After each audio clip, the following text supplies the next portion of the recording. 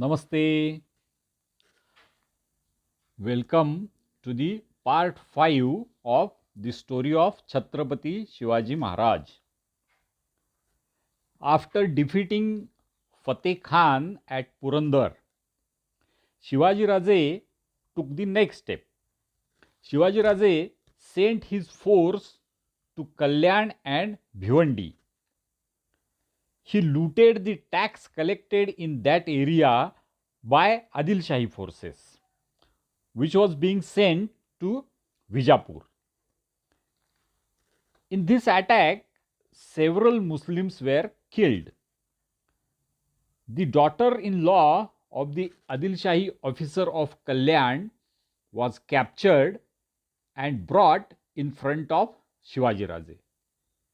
It was common practice in those times that daughters of defeated Hindu kings were forcefully kept in the harems of Islamic rulers. Shivaji Raje could have easily taken revenge of such cruel acts. The daughter-in-law was expecting same fate for her. To her surprise, Shivaji said, "If my mother had been so beautiful, I would have been beautiful also." He honored the daughter-in-law by gifting her a sari, coconut and rice. This is the Marathi tradition. He sent her to her husband securely. This was effect of teachings of his mother Jizamata, that every Hindu should treat all women other than his wife as mothers or sisters. The Islamic rulers never learned this virtue from Indian culture. Shivaji Raje collected lot of treasure in Kalyan and used it to build his own navy. Other rulers in India at that time never tried to build their own navy and depended on foreigners like British, Dutch, Portuguese for protection of their trade with remote nations. But Shivaji Raje was having foresight that such dependency is dangerous for future of India. He appointed some Portuguese technicians and developed his own shipbuilding technology. We can consider this as foundation of modern Indian Navy. The Islamic priests in Kalyan area sent messages to Adil Shah that Shivaji Raje has stopped conversion of Hindus to Islam and he is reconverting Muslims to their original Hindu religion. They forecasted that if Shivaji Raje's strength increased in such a way, he would protect Hindu Dharma and it would be difficult to convert Hindus. During this time, one more thing happened. Ranze is a village near Pune. Every village had an important officer named Patil. He was most powerful person in the corresponding village. Patil of this particular village once misbehaved with a lady in his area. He thought that there is no one to protect her. When this news reached Shivaraje, he was very angry. He sent soldiers to capture the culprit. He thoroughly investigated the case and found that the woman was really misbehaved with. As per his upbringing standards, molesting a woman was the biggest crime.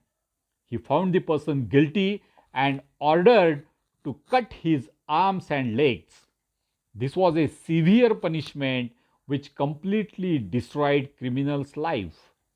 Shivaji Raje thus set an example that he did not tolerate misbehavior to women by any man, whatever might be his power and status. This is the reason that even today Hindu women worship Shivaji Maharaj as their savior and brother. After this, Shivaji Raje decided to attack Zavli. He had earlier helped the commandant of Zawli, Chandrarao More, to get the seat of Zawli. But now Chandrarao had gone out of control. He was found communicating with Adil Shahi officers. Chandrarao was attacked and killed, and Shivabaraje captured the fort of Rairi, which he developed into his second capital afterwards. During this battle with More, a young soldier was fighting for More's side vigorously. Shivaji Raje was impressed with his skills and enthusiasm. He stopped for a while, praised him, and asked him to join Hindavi Swaraj. The soldier was impressed by Shivaji Raje's personality and accepted the offer. His name was Murarbaji, and he was sent to Fort Purandar. Shivaji Raje always respected and nurtured able persons. He strengthened Hindavi Swaraj by giving patronage to many such people throughout his life. This was an important campaign of Zawli because in this campaign, Shivaji Raje won the city of Zawli, Fort Raigad, started the construction of a new fort named Pratapgarh. Shivaji Raje was a devotee of goddess Bhavani of Tulzapur, but the temple of Tulzapur was far away in Adil Shahi area. He could not visit the temple as per his wish. So he decided to build a temple of Bhavani Devi on Pratapgarh. He sent persons to bring the black stone required for the sculpture from Nepal's Gandaki river. Shivaji Raje took keen interest in matters related to God, temples, religious rituals, as he was a devout and proud Hindu. Adil Shahi Sultan during this time was a minor, and it was ruled by his ambitious mother called Badi Begum. She received letters from imams in Kalyan Bhivandi area that Shivaji Raje was taking control of masjids which they had built by destroying temples. He was rebuilding the temples and reconverting forcefully converted Hindus. The terror of imams was diminishing and it was becoming difficult to convert Hindus to Islam. Spread of Islam was stopped in Shivaji Raje's kingdom. She was angry with all the developments at Purandar, Kalyan and Bhivandi. She summoned all the chieftains and put the challenge of defeating Shivaji Raje. The most cruel and powerful chieftain, Afzal Khan, accepted the challenge.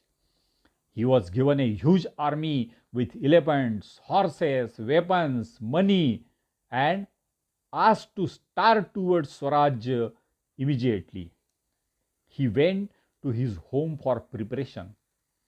His astrologer told him that he was going to die in this expedition. He was so cruel that on the suspicion that after his death his wives may marry other men, he put all his wives to death before leaving. His cruelty was manifested in past in many such barbarous acts. He was openly ordered to capture Shivaji Raje in the court, but the Adil Shah had secretly told him to kill Shivaji Raje. Afzal Khan left Vijapur and instead of going to Raigad where Shivaji Raje was staying, he went to Tulzapur and Pandharpur. These two were important religious places of Maharashtra. Today also they are very much important. He wanted to insult Maharashtra, wanted to insult Hindavi Swaraj and Shivaji Raje. He was expecting that due to insult, Shivaji Raje will come out of from forest from the protected area of Rajgarh, and fight with him in plains. It would have been easy to defeat Shivaji Raje on plains rather than in forests. He desecrated the idol of Bhavani Mata in Tulzapur, killed holy cow in the sacred sanctorum. He desecrated the Vitthal temple in Pandharpur. Even after this, Shivaji Raje, even after getting all these news, remained silent. Afzal Khan's plan was spoiled. Now he started sending summons to all officers of Adil Shah in areas near to Hindavi Swaraj. He asked all of them to join his forces to eliminate Shivaji Raje. Most of them obeyed the order. He also sent threatening letters to officers of Hindavi Swaraj. They started reaching Rajgarh with the Adil Shahi letters to show the letters to Shivaji Raje. Shivaji Raje calmed them with his soft and assuring words. Afzal reached Vai and made a huge camp there. People in surrounding area were suffering a lot due to his atrocities, but they were helpless. Shivaji Raje decided to leave Rajgarh and move to a safer place of Fort Pratapgarh. The Fort Pratapgarh was new. Enemy was not having any knowledge about that area and Fort Pratapgarh. This made it more safe. Afzal sent his envoy and asked Shivaji Raje to surrender. If Shivaji Raje surrendered, he would take him to Adil Shah, request him to forgive and save Shivaji Raje's life and state. Shivaji Raje sent his envoy and begged pardon. He told Afzal that Shivaji Raje has lost his confidence and he is ready to surrender before Afzal Khan. But he said that he was so much afraid that he cannot dare to come to the camp at Vai to meet Afzal Khan. He requested Afzal Khan to come to Pratapgarh, accept his surrender and take him to Vijapur. Afzal supposed that his mission was getting easily accomplished. Now it was a matter of time that he would capture and kill Shivaji Raje. His advisors cautioned him not to go to the hilly forest area of Pratapgarh, but out of his overconfidence, Afzal did not heed to their advice. Cruel peoples are always overconfident. He decided to keep bigger part of his army at Vai and move himself to Pratapgarh. His journey was very difficult for all the soldiers who were originally from plain Vijapur area. The elephants suffered the most while climbing up and down on the forest route. He somehow reached the Par village near the fort. Many traders of cloth, pearls, gold had come along with Afzal Khan. Shivaji Raje invited them to Fort Pratapgarh and purchased the costly goods. He assured them to make payments after surrendering to Afzal Khan. They agreed and stayed on the fort as guests. The day of surrender ceremony was fixed. A new road was constructed to reach the meeting place. It was a single way route and ended on a small plain made specially for the meeting. The road ended there without any other way to return. A big and lavish tent was erected there. It was decorated with curtains made of precious cloth, adorned with pearls and jewels. It was decided that Afzal and Shivaji Raje will come to the meeting place accompanied with only 10 soldiers each. In the tent, both of them will be accompanied only by their advocates. No soldier will be with them. On the day of meeting, Afzal Khan took 1,000 armed soldiers with him. Pantaji Gopinath, the council of Shivaji Raje, objected to this politely. He requested to abide by the terms and conditions decided with mutual concern. Otherwise, what will happen? Otherwise, Shivaji Raje will not dare to reach meeting point, he said. Afzal was very happy to know about cowardness of his enemy, Shivaji, and agreed. He started with 10 soldiers and reached the tent. When he saw the tent, he asked Pantaji how Shivaji Raje could afford to build such a costly tent and from where he gathered so much wealth and costly items. Pantaji politely told that all this was in his honor only and everything will be surrendered to him during meeting. Afzal Khan was pleased with this polite reply. Shivaji Raje did prayers at previous night. In the morning, he took blessings of Brahmins, donated cow, did secret meetings with his trusted men. All of them were aware of the action plan in both cases of success and failure. This was Shivaji Raje's specialty of planning. Even if Shivaji Raje was killed, what they should do and how they should take care of Hindavi Swaraj and little Sambhaji Raje. In case Shivaji Raje killed Afzal Khan, what they should do. Elaborate plan was already made and rediscussed, reconfirmed. Then Shivaji Raje came out through the gate of fort and reached at some distance from the tent. From here, he could see the inside view of tent. There was one extra person in the tent. He inquired who he was. Pantaji told Afzal Khan that because of the extra person, soldier Bada Sayyad, he was Sayyad, Shivaji Raje was not daring to come forward. Shivaji Raje never hesitated in expressing his doubt. He always remained alert about enemy's actions. Enemy could never fool him. Sayyad was sent away and then Shivaji Raje entered the tent. When Shivaji Raje entered, Afzal Khan started scolding him for his revolt against Adil Shah.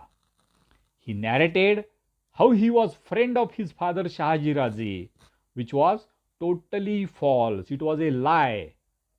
Afzal Khan assured him that he will be taken to Vijapur and he will himself recommend to Adil Shah to forgive him. Afzal Khan opened his arms and invited Shiva Raje to settle in his embrace. Raje went forward and accepted his embrace. Afzal Khan folded his arms around Raje and made a forceful clutch with left hand. Then he took out his dagger in right hand and stabbed into Raje's back.